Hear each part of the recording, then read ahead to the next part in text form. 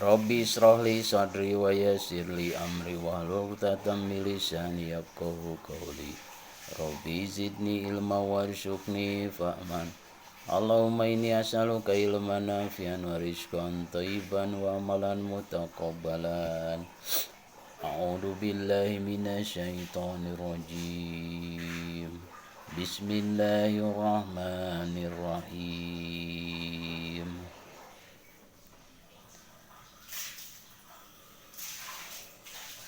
Wa yadhiku sadri wa la yantaliku lisani fa arsil ila Harun.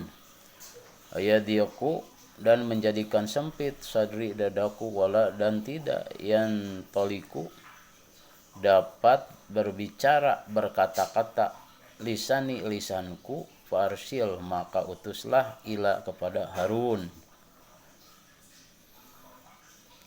And that my breath will thicken and my tongue will not be fluent. So send for Aaron.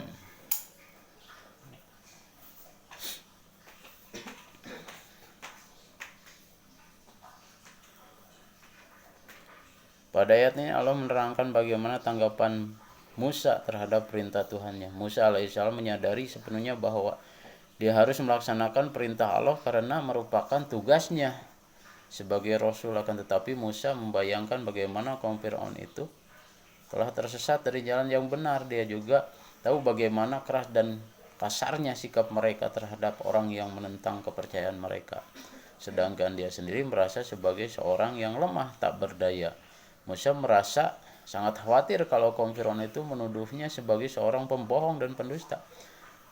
Apalagi jika terjadi perdebatan yang sengit dengan Fir'aun dan kaumnya. Musa yang tidak begitu fasih lidahnya akan menjadi gugup dalam memberikan alasan yang tepat dan kuat, sehingga menjadi sempitlah dadanya ketika menghadapi mereka. Musa mengadukan semua yang dirasakannya kepada Allah dan memohon agar dia mengangkat Harun alaihissalam, saudaranya, menjadi Rasul untuk membantu dan menolongnya. Harun adalah seorang yang fasih lidahnya dan pandai mengungkapkan apa yang ada dalam hatinya dengan bahasa yang baik dan menarik. Hal ini disebutkan pula dalam ayat,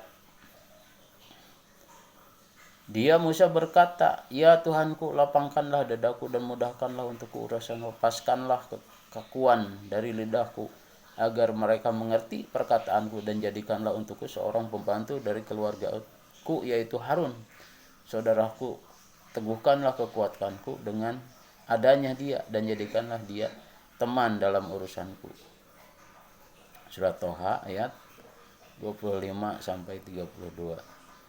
Demikian pula disebutkan dalam firman-Nya yang lain, dan saudaraku Harun, dia lebih fasih lidahnya daripadaku, maka utuslah dia bersama sebagai pembantuku untuk membenarkan perkataanku. Sungguh aku takut akan mereka akan mendustakanku.